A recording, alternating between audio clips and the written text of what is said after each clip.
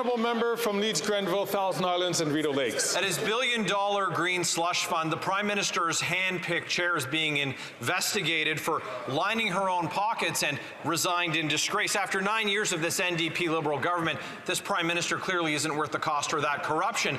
But another NDP Liberal appointed director has been caught funneling $42 million to companies that she has stakes in. The Liberals knew it, but then they promoted her to the infrastructure bank anyway. But wait, she suddenly resigned. They gave her keys to a bigger mansion after burglaring the first one. Will they investigate every dollar she handed out?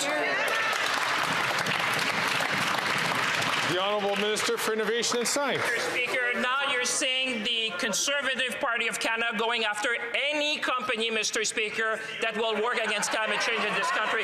That's what these Conservatives are about, Mr. Speaker. Behind these questions, they're against new technology to help fight climate change. They know very well, and I've said it many times in this House, the moment we heard about delegation, we launched an investigation. The chair has resigned, the CEO has resigned. We are investigating. We're going to make sure that every dollar, Mr. Speaker, that is spent is going to be well spent. We're going to restore governance, we're going to restore confidence, and we're going to keep investing in Canadian companies, Mr. Speaker.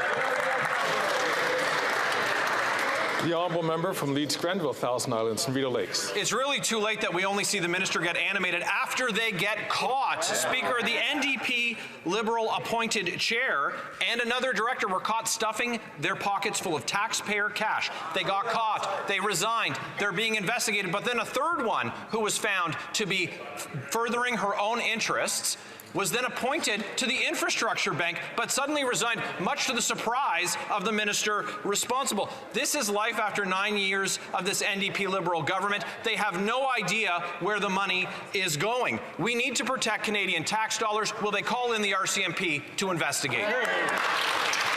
The Honourable Government House Leader. Well, that's the same question he just asked and that the Minister just answered. But while we're here and have some time, Mr. Speaker, I want to know why there is a woman in Aurora named Sabrina Maddow and another one, and they're both women, by the way.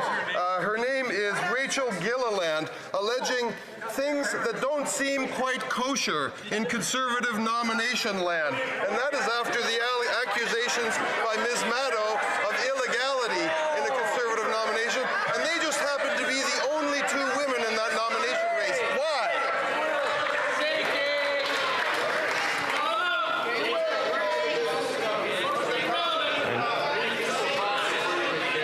Order.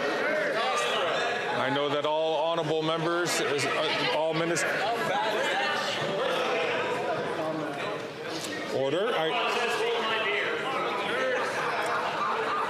I know that all members and especially all ministers understand that, of course, that when questions are asked, there should be about the administration of the government or the committees.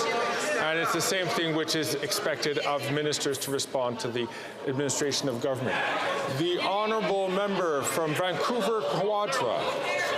Oh, excuse me, I've made a mistake. The honourable member from St. Albert, Edmonton. Speaker, after the Prime Minister got caught turning a blind eye to Beijing's interference in our elections, his government was dragged kicking and screaming into calling a public inquiry. It has now been revealed that the Prime Minister and the Cabinet are obstructing the work of the inquiry by refusing to turn over documents to the Commissioner.